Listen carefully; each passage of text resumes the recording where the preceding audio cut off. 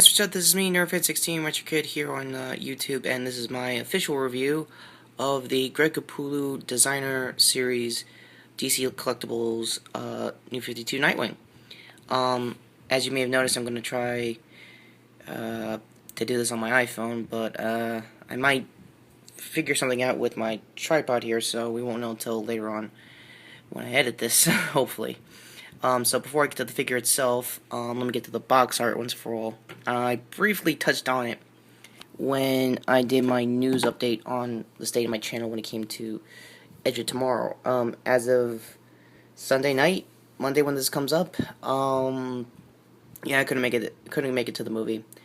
So that's kind of a bummer, but I'll probably end up reviewing it whenever it gets on DVD or on demand, most likely.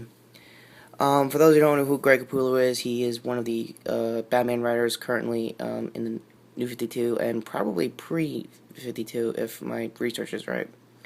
In the back of the box, you can see a very good splash page of like later figures that come out in this wave. Batman, Nightwing in the bottom left, and Riddler and one of the Court Owls, minions or commanders. Let me take a look here.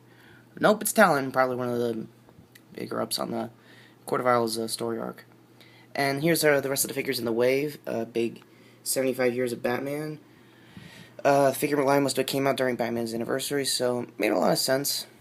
I'm not planning on getting the rest. I'm only just getting this because I never really owned a Nightwing figure in my entire collecting life, and as a kid when the animated series came out, so that's pretty much my 2 cents on it.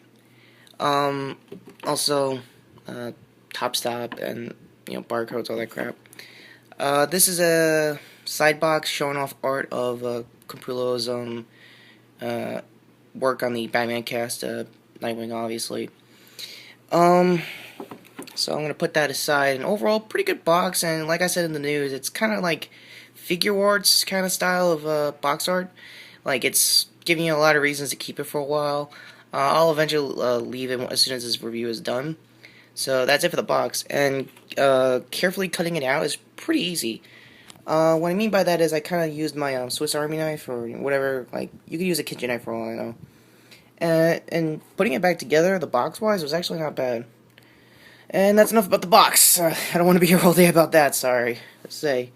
Another thing I briefly sort of mentioned that opening him out the first time was going to have an interesting experience.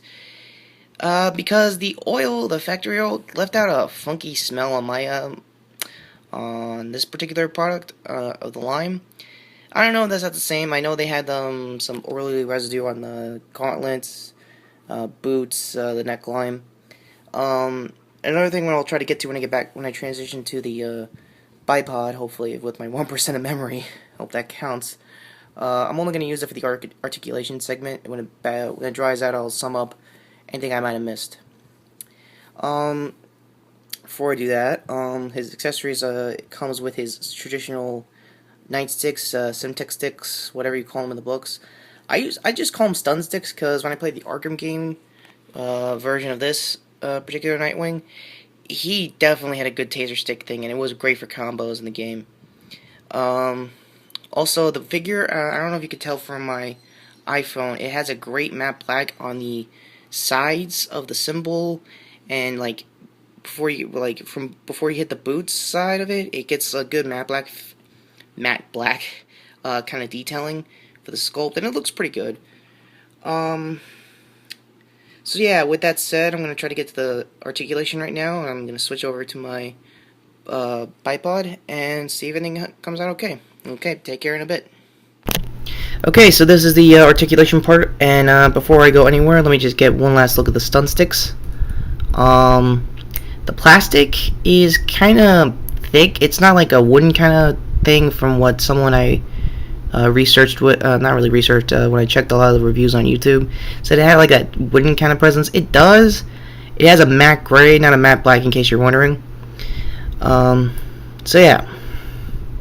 Hopefully with my 1% of memory I could get the articulation out of the way. And to one of the problems I had when I first unopened the box, it did have a funky kind of smell, but on top of that, the ab crunch was really thick. So most likely when you do get this figure or anything in the wave, from what I'm told, reports said that it might have some tightened joints, but not as severe as like the NECA Team Fortress 2 line that I did on the Soldier. Here's a look at the sculpt on the head, and you can pull off some pretty good poses in Nightwing's case when you do his traditional kicks. Thing is, when you try to split kick, which I think he tried to do in the Arkham games and in the books, this is as far as you're gonna go. With that said, head's pretty much like this and looks down a lot, but my trick is like get him to turn, and you can pull off some, stuff like this, like a big turn up kind of thing, but it's still gonna be forward no matter what on that kind of angle.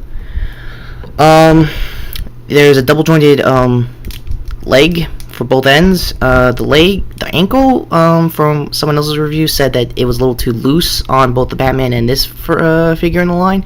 Mine's lock out pretty easily, so I'm not really gonna have any problems with that.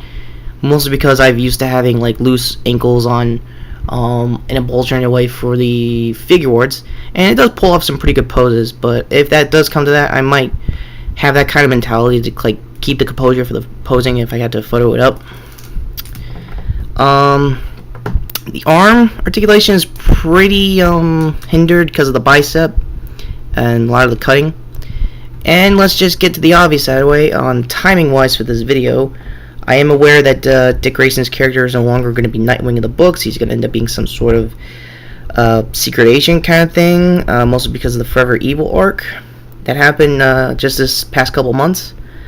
And I mean, I'm gonna also get another thing out of the way. The new 52 look Robin looks okay. It took me some like figuring out why they kept the red, and my obvious theory is like maybe this is like his way of like tributing like his years of being a Robin next to Batman. That's how I'm angling it. Someone in the comments below probably have a deeper reason why they did it, other than they needed a look. I'm comfortable with the figure after over the weekend. I've been testing the ab crunch because this was going to be 90% of the review. If the ab crunch would have worked, I would say if you love the character or you haven't bought him before like myself, get it, but just be aware that these joints do lock up. But in my case, I kind of played around with the ab crunch as much as I could, and if you're hearing that kind of squeaking noises, that's because again, you're still getting that lockup kind of thing with the joints, but it's not NECA level bad if it comes to that. It'll figure itself out, and I'm kind of glad it did, because the alternate options the video suggested is that I should put it in boiling water. No thanks. I bought this for a little more than I thought I was gonna get. This is a $30 figure from Midnight. Not really Midnight. Jeez. Midtown Comics. I don't know how much it's going to be in your comic shop or any retail that's going to be at, but it's worth the price if you never bought the character like myself. And I'm kind of interested to see where they're going to go with Grayson's new direction being a secret agent. Most likely, if the book's not selling, they'll find some story way back into giving him his Nightwing suit again, which honestly, if it comes to that, I would not see that coming. I mean, I would see it coming, but only if the reviews are bad. So yeah, last thing up on the articulation is the gauntlets from this version of the figure. It looks pretty good. It's kind of Batman level gauntlets. Here it is. And it kind of makes a lot of sense because a lot of the Bat family do borrow a lot of each other's weapons, gear, stealth kits, gauntlets, etc., etc. For Nightwing's case, it's not bad. I also like the whole arm down movement. I think they were planning on doing the whole thing down, but that's like, I don't know, because that's like that in later artworks for the book, for the character. I'm not entirely sure. So yeah, I thoroughly enjoy the articulation of this figure. It's not bad for posability, like here for starters. And yeah, I'm totally gonna use him again for the Son of Batman review, because as of this week, I did get the DVD, so I will be rewatching it. Yay! Turns out this memory is doing a lot better than I thought, so I'll just close up from here. Overall, I thought the figure was not bad. I was very nervous with the oily textures on the gauntlets and on the boots. Be aware of if it does have that funky smell coming out of the packaging, just let it air out a bit. Don't do if you are brave enough like myself to handle the sculpt. If you have any problems with the face or anything like that, I'm okay with this version of Dick. It looks not bad. It could be worse.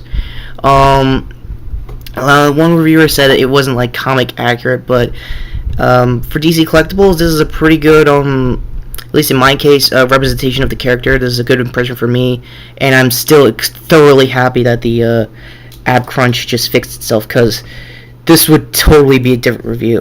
With that said, I'm NerdFan16, RetroKid here on YouTube, and thank you for coming along with this magical mystery weirdness. I hope that this doesn't happen again for another toy. Laters. Have a good day.